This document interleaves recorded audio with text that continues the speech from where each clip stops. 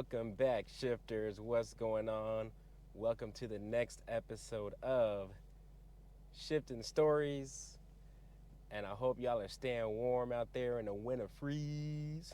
I hope you got your hot cocoa, hot chocolate, hot coffee, hot sake, hot tea, and you put it all in a pot and you stir it together and you put a little whiskey and you stir it again and you make drinks for your whole family.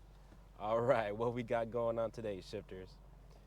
Well, as always, we have something special, and we also have another watanabe anime. Mm. So let's check it out. We have some of you well cultured gentlemen and gentlewomen and everyone in between might recognize this mask. You also might recognize this mask.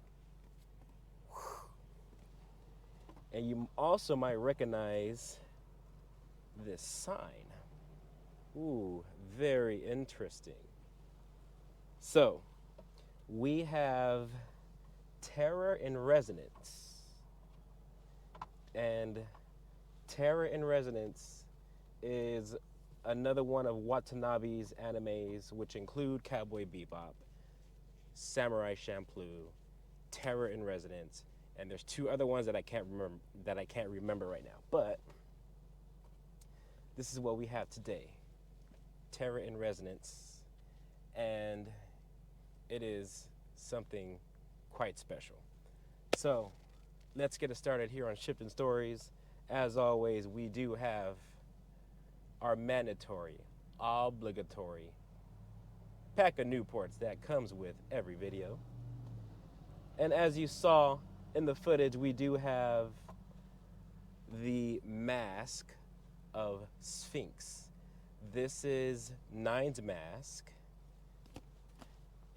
and this is 12's mask. And if you're wondering, gee, are their names numbers? Do they not have actual names for their names? And the answer is no. Spoiler alert. So, what else do we have here? And of course, we have to do the unpaid promotion by me, myself, and I. This is my own work. This is Harmony and Chaos. This is a crazy, absurdist fiction about a group of mercenaries being led by a Russian soldier.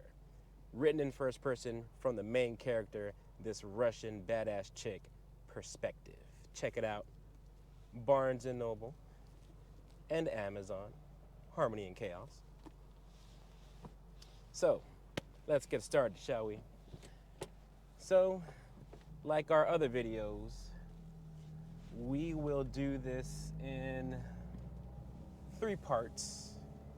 First, we'll start with the overview of Terror in Resonance. And then we'll do a nice little summary of Terror in Resonance. And then we'll talk about the deeper piece, take it to a deeper level, and touch on some philosophy that kind of undermines Terror in Resonance. So let's get started, shall we? So, Terror in Resonance, overview, what is it? We have the story, kind of 2 strange individuals. They're kind of mysterious. We don't really know what their background is. We are thrown into what appears to be a terrorist attack very quickly, kind of in the first episode. And so it's really cool, like we're just thrown into this madness and we're like, whoa, what the hell is going on? We got buildings blowing up. We got these 2 crazy freaking teenagers, and we don't know who they are, we don't know where they come from, we don't know anything. We are lost as a viewer. So, Terror in Resonance is about these two characters, 12 and 9. And that's all we're given. And so we are taken through a little adventure of 9 and 12 who commit these so-called terrorist attacks in Japan. And as the viewer, we're trying to figure out what is happening. So that's kind of the quick and dirty overview. I really don't want to spoil Terror in Resonance. Like I don't mind spoiling Cowboy Bebop too much because, a lot of people seen Cowboy Bebop and it's really a classic. But a lot of people have not seen Terror in Resonance. And so I don't want to divulge too much information, okay? So just know we have 9 and 12, these two guys, and they seem to have some kind of chip on their shoulder. They're very smart and they're highly intelligent, and they kind of commit to these terrorist attacks and these bombings, okay? So let's move on to the, oh yeah, that was a nice downshift. Oh man, hit this turn. Woo! So let's move on to the summary of Terror in Resonance. So, like I said, we are dealing with two terrorists, and we are dealing with two anti-heroes. I am a huge fan of anti-hero / villain characters, okay? Huge fan of that because they're just more interesting. They tend to be more human, they're flawed, all that stuff. And so we start off with the anime not liking these two characters. As the viewer, we're not supposed to like these characters because we just see, apparently they're just a couple of kids and they're just going around bombing stuff, blowing up buildings, and they wear these, these cute little masks, and they're just wreaking havoc, okay? So, first few episodes, which by the way, this is a nice, short and sweet anime. It is 14 freaking episodes, I think 12 or 14 or 13, something like that. And let me tell you, there's nothing like just a short, one series, one season anime. It's just, oh man, I just really appreciate one season, less than 20 episodes. Anyways, so the viewer is supposed to not like these guys. And early on in the story, they recruit some girl and I forget her name. They recruit this girl as part of their team. I think it's in the first episode. And so they kind of designed this girl to be the redeeming quality of 9 and 12. She's the one that the viewer kind of, she's cutesy, she's naive.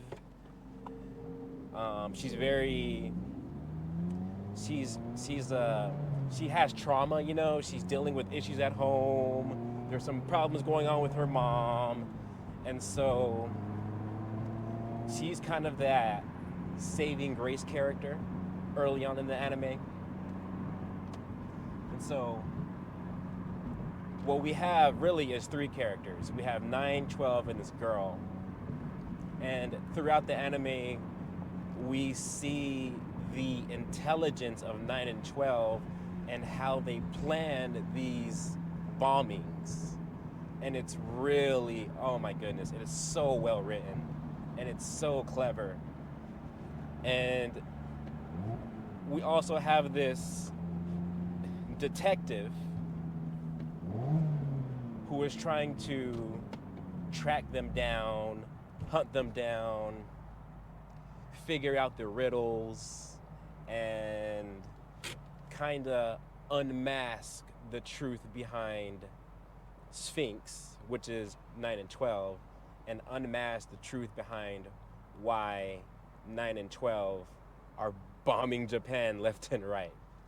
And so we have like this really cool back and forth, very reminiscent, by the way, of Death Note, where we had Light and we had L going back and forth, and that kind of dynamic duo of like the villain and the detective. So that's a cool little Death Note reference. But yeah, that's pretty much what happens all throughout the anime. And then later on, about halfway through, we're introduced to this real weird, like purple hair. I think she has like bob cut chick, and like she is like the double mystery, because if 12 and 9 are the mystery, we have this other girl come later in the anime, and she's like a mystery to everyone, okay? So this one, she is, well, I don't want to spoil too much, right? Let me not get too excited here, okay? But just know that there is a conflict of interest between the Americans and the Japanese government. So there is some political intrigue in this anime where, as we kind of figure out what's going on with 12 and 9, we have this other female character, and she's like wild. She's like out of there. And she works for the American government. And then we have this cool little political intrigue between, oh man, what do the Americans know about 12 and 9? And oh man, what does this Japanese government know? Like, there's so many secrets. Yeah. And you don't need me to tell you that this anime is the bomb dot freaking com, because, I mean, just check out the reviews. The only thing I don't like about the anime is it was too short. And the ending is bittersweet, no spoilers. But fantastic anime, guys. You really have to check it out. And it is just a future classic. It is a future Watanabe classic, and you really do have to check it out. And so I want to go into the third part, which is going to be the philosophical piece, and it's kind of going to wrap up the whole anime all together.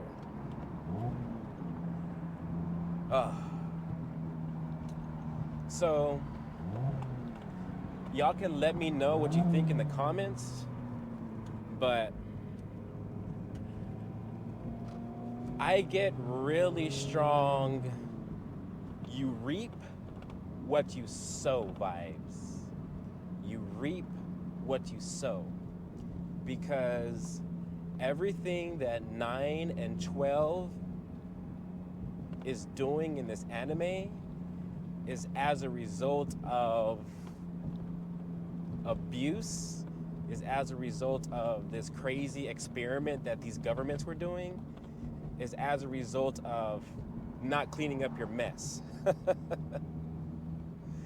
And so this anime is a really good representation of you reap what you sow. And if you are part of this shadow organization and you don't clean up behind your mess, you don't get rid of the evidence, you don't get rid of the experiments, and you do not clean house, and you don't freaking black Sharpie all the evidence, this is what happens. Terror in residence is an example of what happens when governments do not clean up their mess and they leave themselves open to exposure. And it's really fascinating. And there are even if you look at the background, kind of the promotional or the anime cover background of Terror in Resonance, there is a very spooky, kind of macabre reference to 9/11, like the Twin Towers falling. And you can see kind of in the background of the cover, like two towers smoking.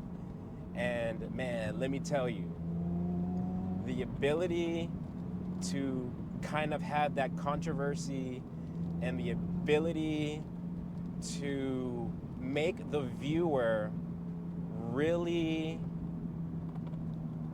look at terrorism from a different lens, because it kind of makes you think, what does it mean to be a terrorist?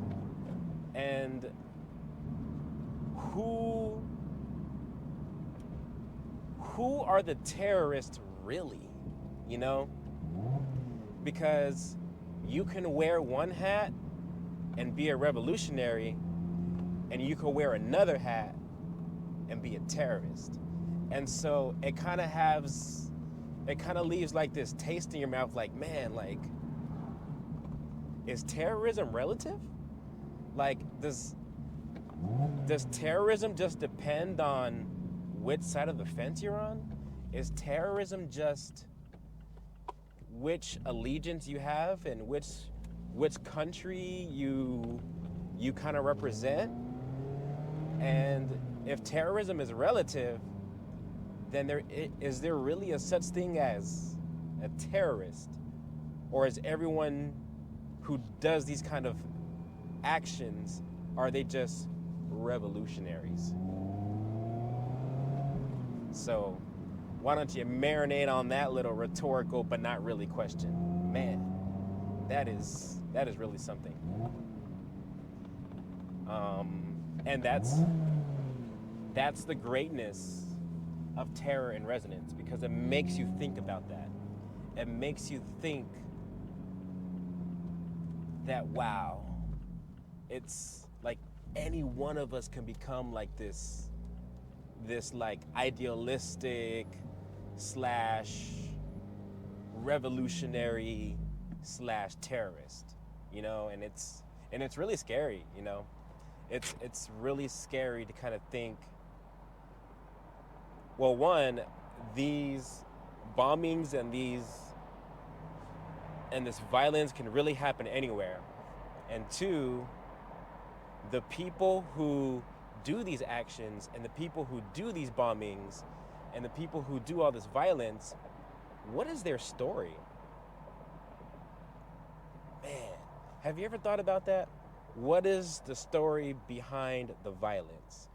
Why would someone have to go to that extreme to blow up a freaking building? What happened in their childhood? What happened in their past? Where is the trauma associated with these actions? Man, I tell you what, that is freaking fascinating to think about. And that is the greatness of Terror in Resonance. It makes you think from the villain's perspective and how the villain ended up being where they're at and how they became what they became. That's Terror in Resonance. Whew. Oh man, I got excited just talking about that. Pardon me. Okay, guys, I think I'll go ahead and end the video here on these really fantastic slash philosophical questions on the nature of terrorism. And I will catch you guys next time here on Shifting Stories, and shift you later, man.